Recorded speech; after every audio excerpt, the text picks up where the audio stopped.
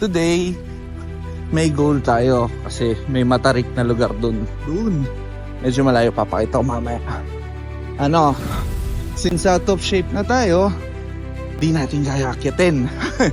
Ngayon, ang goal natin ngayon is ilagay ito doon sa taas. Pakita ko sa inyo mamaya kung saan. Pag medyo malapit na. Layo pa rin eh. Oh. So, out of shape tayo.